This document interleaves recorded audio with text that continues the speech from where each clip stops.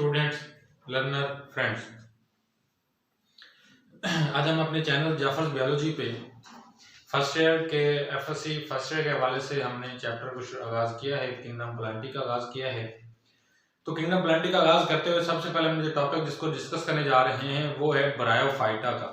और जिन लोगों ने अभी तक मेरा चैनल जाफर्स बायोलॉजी को सब्सक्राइब नहीं किया आप इसको सब्सक्राइब करें, बेल आइकन को प्रेस करना तो बिल्कुल ही मत भूलिए और वीडियो को अपने दोस्तों के साथ ज्यादा से ज्यादा शेयर करें ताकि मेरे चैनल की प्रमोशन भी हो और आप जो दूसरे दोस्त हैं उन तक जो है वो लेक्चर जो है वो पहुंच सकें, मेरे ज्यादा से ज्यादा लेक्चर से इस्तेफादा वो कर सकें ज्यादा से ज्यादा। अब क्या है, हम टॉपिक बात करने जा रहे थे किस पे, ब्रायोफाइटा पे। ब्रायोफाइटा क्या है? ब्रायोफाइटा को एम्फीबियन ऑफ द प्लांट्स कहा जाता है। क्या कहा जाता है इनको? एम्फीबियन ऑफ द प्लांट्स कहा जाता है। भाई एम्फीबियन ऑफ द प्लांट्स क्यों कहा जाता है? क्योंकि ये अपनी लाइफ जो है वो दोनों जगह पर गुजार सकते हैं। ये अपनी लाइफ टेरेस्ट्रियल एनवायरनमेंट में भी गुजारते हैं, अपनी लाइफ ये एक्वेटिक एनवायरनमेंट में भी गुजारते हैं। तो इसी वजह से चूंकि अपनी लाइफ का कुछ हिस्सा टेरेस्ट्रियल में गुजारते हैं, लेकिन इनको रिप्रोडक्शन के लिए वाटर का होना, एक्वेटिक लाइफ जो है एक्वेटिक एनवायरनमेंट का होना जरूरी है। यही तो वजह है कि ये शैडो प्लेसेस में या डैम्प प्लेसेस पे या एक्वेटिक प्लेसेस में ये पाए जाते हैं। वहां पे डैम्प प्लेस में पाए जाते हैं जहां पे इनको टेरेस्ट्रियल एनवायरनमेंट भी अवेलेबल हो, जहां पे इनको जो है वो एक्वेटिक एनवायरनमेंट भी अवेलेबल हो, ये वहां पे पाए जाते हैं। अब ये जो ब्रायोफाइटा है इनको क्या कहा जाता है कि ये ग्रीन एल्गी से जो है वो डिराइव्ड है। किससे? ग्रीन एल्गी से ये डिराइव्ड हैं। तो एक बात हमें समझ में आ गई कि अगर ये ग्रीन एल्गी से डिराइव्ड हैं तो अल्टीमेटली इनके अंदर भाई क्लोरोप्लास्ट भी पाया जाता है। ये बात हमें समझ में आ गई। क्यों? क्योंकि ग्रीन है तो ग्रीन एल्गी से डिराइव्ड हैं तो इनके अंदर क्लोरोप्लास्ट भी पाया जाता है। और अगर इनके अंदर क्लोरोप्लास्ट पाया जाता है तो फिर हम बिलाशुबा एक बात कर सकते हैं कि भाई ये फोटोसिंथेसिस भी करते हैं।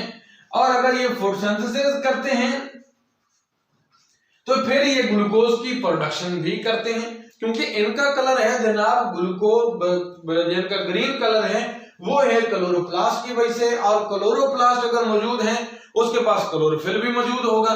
और अगर क्लोरोफिल मौजूद है तो फिर अल्टीमेटली से बात है भाई डायरेक्टली हम ये खुद बता रहा है कि फिर वहां पे फोटोसिंथेसिस तो होगी। तो यही वजह है कि ये फोटोसिंथेसिस भी करते हैं और अपनी खुराक को भी पैदा करते हैं। अब इनके अगर बात करते हैं कि ब्रायोफाइटा, तो ये जनाब इनके अंदर कोई वेस्कुलर प्लांट्स नहीं, वेस्कुलर जो है बंडल्स नहीं होते, ये वेस्कुलर बंडल्स नहीं रखते। वेस्कुलर बंडल इनमें एब्सेंट होते हैं।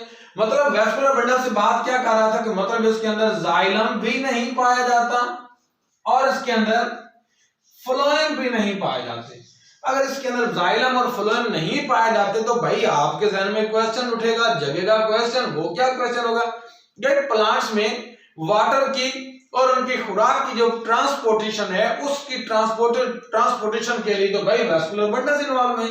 अब इनमें कौन इन्वॉल्व होगा जी? इनकी जो खुराक है उसकी जो तैयार इनकी खुराक होती है, प्रिपेयर्ड फूड जो होती है उनकी, और जो पानी है उसकी मूवमेंट के लिए, दोनों की मूवमेंट के लिए या ऑस्मोसिस इन्वॉल्व है या डिफ्यूजन इन्वॉल्व है।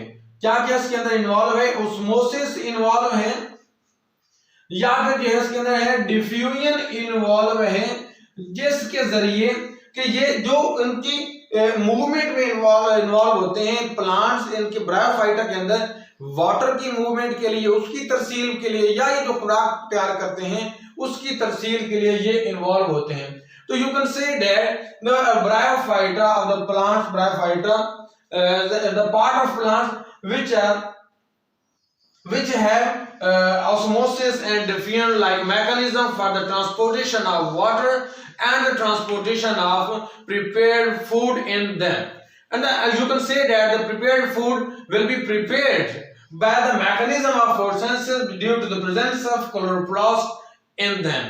And because we are well familiar about them bryophyta, that these one bryophyta are derived from green algae. Due to their derivation from green algae, they are involved in the photosynthesis. But the question is this: bryophyta are involved in the preparation of food, are involved in the mechanism of photosynthesis. Involved in the mechanism of photosynthesis. Now we are going to discuss about alternation of generation. Mean के इनके अंदर alternation of generation तो होती है, alternation of generation तो होती है, ठीक है। तो वो क्या अल्टरनेशन ऑफ जनरेशन इनके अंदर क्या है? अल्टरनेशन ऑफ जनरेशन क्या चीज होती है? अल्टरनेशन ऑफ जनरेशन इनके अंदर है कि दो जनरेशन का आपस में रद्दो बदल करके आना इनके अंदर है, उसकी चेंजिंग होना, वो अल्टरनेशन ऑफ जनरेशन कहलाता है। अब अल्टरनेशन ऑफ जनरेशन की अगर हम बात कर रहे हैं तो हमें फिर बताना तो पड़ेगा भाई कि इनके अंदर टू जनरेशन पाई जाती हैं। कौन कौन सी? गैमेटोफाइट एक जनरेशन है, दूसरी इसके अंदर जनरेशन जो है वो क्या है? स्पोरोफाइट है। अगर हम बात करते हैं दोनों की, गैमेटोफाइट की और स्पोरोफाइट की, तो फिर हम बात करते हैं कि यहां पे जनाब एक तरफ हम बात करते हैं गैमेटोफाइट है जनाब, दूसरी तरफ क्या है जो है वो स्पोरोफाइट है। ये मैंने इस साइड पे गैमेटोफाइट लिखा, दूसरी साइड पे मैंने क्या लिखा है जनाब? स्पोरोफाइट को लिखा। अब गैमेटोफाइट क्या है, स्पोरोफाइट क्या? ये दो जनरेशन जो इनके अंदर पाई जाती हैं, तो फिर ये है क्या भाई? हमें पता तो चलना चाहिए कि गैमेटोफाइट किसे कहते हैं, स्पोरोफाइट किसे कहते हैं। फिर हम बता सकते हैं कि इनकी अल्टरेशन जो है, इनकी चेंजिंग जो है, उसको अल्टरनेशन ऑफ जनरेशन कहते हैं। अब गैमेटोफाइट जो है इस जनरेशन को क्या कहते हैं कि ये गैमीट प्रोड्यूसिंग जनरेशन है। इसमें गैमीट्स बनते हैं और वो गैमीट्स जो हैं वो क्या होते हैं? हैप्लॉइड होते हैं। क्या होते हैं जनाब? इसके अंदर गैमीट्स बनते हैं। दूसरी बात ये है कि वो गैमीट्स क्या हैं? हैप्लॉइड होते हैं। चूंकि ये गैमीट प्रोड्यूसिंग जनरेशन है इसलिए इसको गैमेटोफाइट कहा जाता है। और स्पोरोफाइट क्या है? ये स्पोर प्रोड्यूसिंग जनरेशन है जनाब। ये क्या है? स्पोर्स प्रोड्यूसिंग जनरेशन है और स्पोर प्रोड्यूसिंग जनरेशन को स्पोरोफाइट कहा जाता है। और स्पोर्स जो हैं जनाब वो हैप्लॉइड नहीं होते, वो डिप्लॉइड होते हैं, वो 2n नंबर रखते हैं। लेकिन सब में ऐसा नहीं होता। लेकिन अब यहां पे हम थोड़ी सी चेंजिंग भी पढ़ेंगे। अब क्या है कि अगर मैं सिर्फ ये कहता हूं स्पोर्स प्रोड्यूसिंग जनरेशन है, वो हैप्लॉइड भी हो सकते हैं, डिप्लॉइड भी। मैं दोनों की बात लिखना चाहता हूं कि वो डिप्लॉइड भी हो सकते हैं जनाब, वो हैप्लॉइड भी हो सकते हैं। स्पोर्स प्रोड्यूसिंग जनरेशन जो है वो डिप्लॉइड भी हो सकती है। लेकिन बात ये है कि वो स्पोर्स पैदा होते हैं इसलिए स्पोरोफाइट कहा जाता है। गैमेटोफाइट जो है वो गैमीट प्रोड्यूसिंग जनरेशन है। अब ब्रायोफाइटा की बात करते हैं तो दोनों जनरेशन पाई जाती हैं। तो ब्रायोफाइटा में ये क्या है जनाब? ये डोमिनेंट जो जनरेशन है वो क्या है?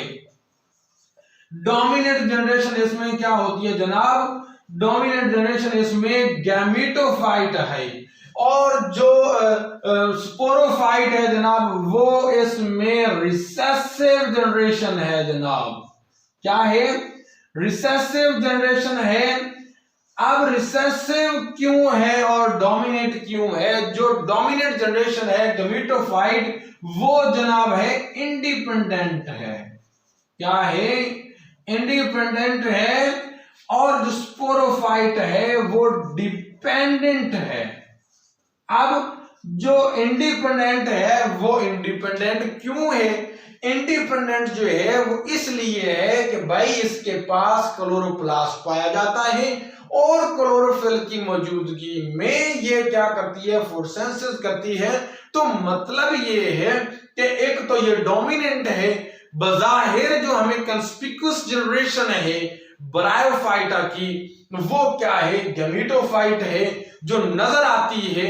इनके एग्जांपल लिवरवर्ट्स वगैरह हैं, ये मोसिस हैं। तो जो बजाहिर नजर आती है, जो बजाहिर डोमिनेंट है, कंस्पिक्यूअस जनरेशन है, वो गैमेटोफाइट है क्योंकि वो क्लोरोफिल रखती है और क्लोरोफिल रखने की वजह से वो फोटोसिंथेसिस करती है और अपनी खुराक वो खुद पैदा करती है।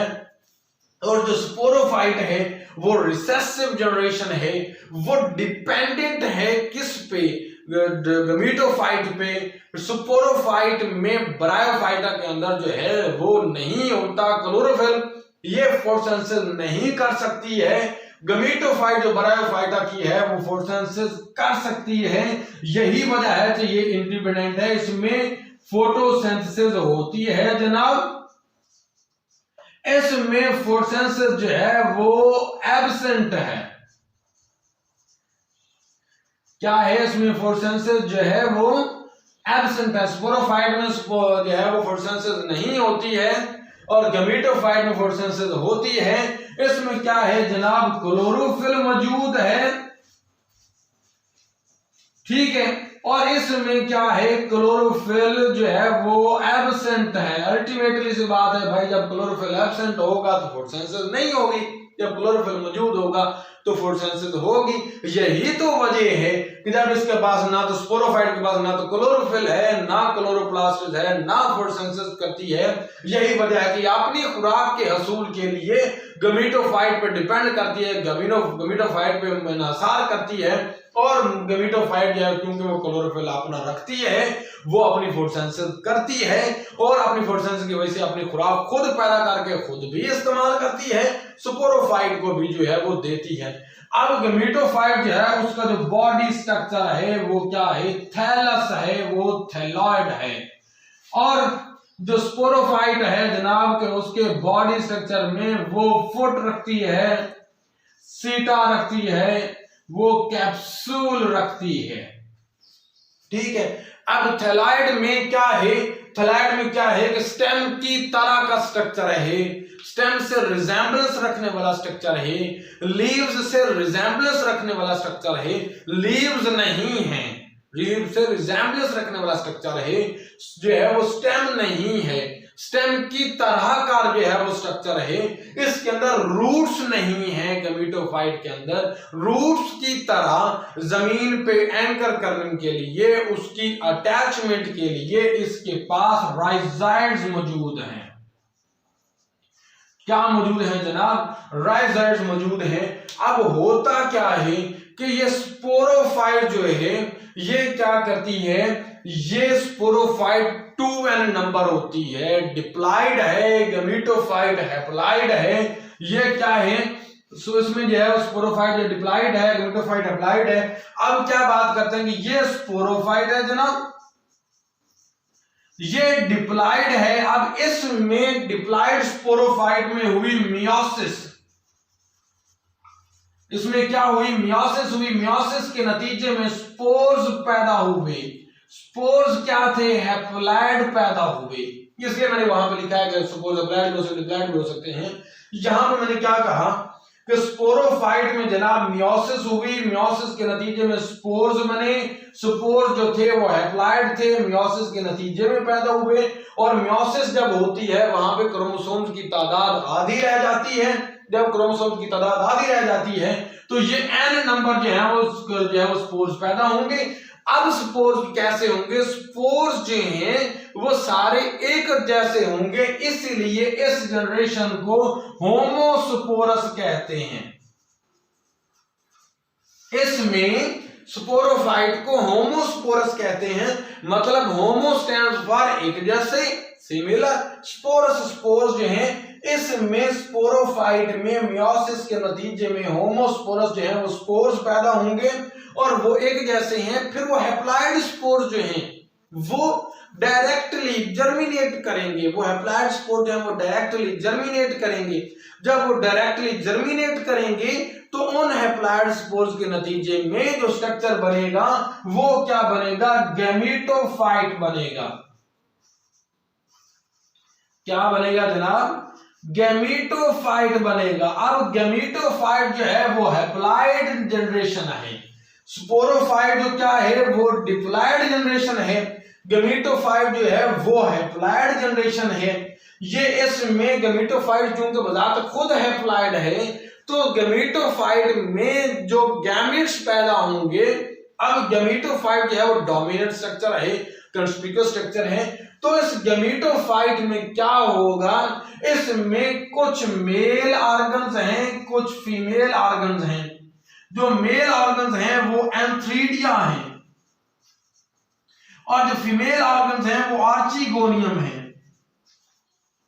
अब क्या है, चूंकि गेमेटोफाइट खुद हैप्लॉइड थी, इसमें फीमेल ऑर्गन्स आर्चिगोनियम है, मेल ऑर्गन एंथ्रीडिया है। जो मेल ऑर्गन है उनमें माइटोसिस के नतीजे में जो है वो गैमेट्स पैदा होंगे। क्यों माइटोसिस होगी? क्योंकि पीछे गैमेटोफाइट पदार्थ खुद हैप्लॉइड आ रही है। अब अगर वो डिप्लॉइड होती तो फिर तो उसमें मियोसिस होती, लेकिन गैमेटोफाइट चूंकि खुद हैप्लॉइड है, उसमें माइटोसिस के नतीजे में हैप्लॉइड जो है वो पैदा होंगे गैमेट। मगर जो एंथ्रीडिया से पैदा होंगे, एंथ्रीडिया एक मेल सेक्स ऑर्गन है, इसमें जो पैदा होंगे वो एंथीरोजोइड्स हैं। वो क्या है? एंथीरोजोइड। अब एंथीरोजोइड्स क्यों कहा गया है बताता हूं। और जो आर्चिगोनियम उसमें जो पैदा होंगे वो एग होंगे। अब एंथीरोजोइड भी हैप्लॉइड पैदा होगा, क्योंकि वो हैप्लॉइड गैमेटोफाइट से माइटोसिस के जरिए पैदा हुआ है। और एग आर्चिगोनियम से पैदा होगा, वो भी हैप्लॉइड है, क्योंकि आर्चिगोनियम भी हैप्लॉइड गैमेटोफाइट का पार्ट थी। अब क्या होगा? एंथीरोजोइड, जोइड लफ्ज निकला है एंथ्रीडिया, क्योंकि मेल ऑर्गन है, एंथ्रीडिया से पैदा होता है। जोइड कहते हैं क्योंकि वो मूवमेंट करता है, एग नहीं करता है। अब होता क्या है कि ये उस रिप्रोडक्शन का हिस्सा, जो सेक्स रिप्रोडक्शन का हिस्सा जो है, ये पानी के अंदर होता है। और एंथीरोजोइड जो है वो स्विम करते हुए कीमोटैक्टिक मूवमेंट की वजह से जो है वो कीमोटैक्शन की वजह से, तो ये फीमेल एग हैं, ये केमिकल रिलीज करेंगे, केमिकल मैसेंजर रिलीज करेंगे, उनको डिटेक्ट करेंगे एंथ्रीडिया, और उनको डिटेक्ट करके एंथ्रीडिया मूव करते हुए, एंथीरोजोइड जो हैं वो मूव करते हुए कहां पे पहुंचेंगे? आर्चिगोनियम के पास। आर्चिगोनियम पे जब आएंगे तो एंथ्रीडिया आर्चिगोनियम में दाखिल होके एग के साथ फर्टिलाइज करेंगे, और ये फर्टिलाइज जब करेंगे तो फिर क्या बनाएंगे? 2n नंबर जाइगोट बनाएंगे। अब जाइगोट जो है वो कुछ टाइम तक, कुछ मुनासिब टाइम तक वो क्या है? पड़ा रहेगा। जब उसने ग्रो करना, फिर फेवरेबल कंडीशन आएगी, वो जर्मिनेट करेगा, और जाइगोट से जर्मिनेशन के बाद स्पोरोफाइट पैदा होगी। क्या होगी? स्पोरोफाइट होगी। तो जनाब फिर ये मैं आपको बताता चलूं लाइफ साइकिल कि स्पोरोफाइट जब पैदा होगी जाइगोट से, 2n नंबर है, ये 2n नंबर स्पोरोफाइट में मियोसिस होगी। मियोसिस के नतीजे में हैप्लॉइड स्पोर्स पैदा होंगे। होमोस्पोरस है, सारे एक जैसे हैं। होमोस्पोरस जब ग्रो करेंगे, जर्मिनेट करेंगे, तो गैमेटोफाइट पैदा होगी। क्योंकि स्पोर्स हैप्लॉइड थे तो गैमेटोफाइट भी हैप्लॉइड होगी। हैप्लॉइड गैमेटोफाइट से मेल सेक्स ऑर्गन एंथ्रीडिया पैदा होंगे, फीमेल सेक्स ऑर्गन आर्चिगोनियम पैदा होंगे। एंथ्रीडियम जो है वो उनसे एंथीरोजोइड्स पैदा होंगे माइटोसिस के जरिए, क्योंकि वो खुद हैप्लॉइड थी, और इसलिए हैप्लॉइड ही आगे पैदा करनी है, तो माइटोसिस ही ऐसी जो है वो सेल साइकिल है जो क्रोमोसोम की तरह को सेम रख सकती है। आर्चिगोनियम जो है वो भी इस तरह उसी तरह बिल्कुल एक गैमेटोफाइट थी, तो वो भी हैप्लॉइड थी, तो उससे माइटोसिस के जरिए एग पैदा होगा, एक एग पैदा होगा। एंथीरोजोइड पानी में स्विम करते कीमोटैक्टिक मूवमेंट की वजह से एग के पास पहुंचेंगे आर्चिगोनियम के अंदर। आर्चिगोनियम के अंदर फर्टिलाइजेशन होगी, और वहां पे फर्टिलाइजेशन के नतीजे में जाइगोट बनेगा, जो कि 2n नंबर है, और उस जाइगोट से जो है वो स्पोरोफाइट आगे जन्म लेगी। इस तरह की लाइफ साइकिल चलता रहेगा। तो जनाब ये हमने ओवरऑल बात की ब्रायोफाइटा के अबाउट। नेक्स्ट हम इसकी डेवियन के अबाउट बात करेंगे, और इसके हर एक डेवियन के अबाउट इसका एक लेक्चर आप लोगों के सामने पेश करेंगे। अगर आप लोगों को मेरा लेक्चर पसंद आया तो इसको लाइक भी करें, और दोस्तों के साथ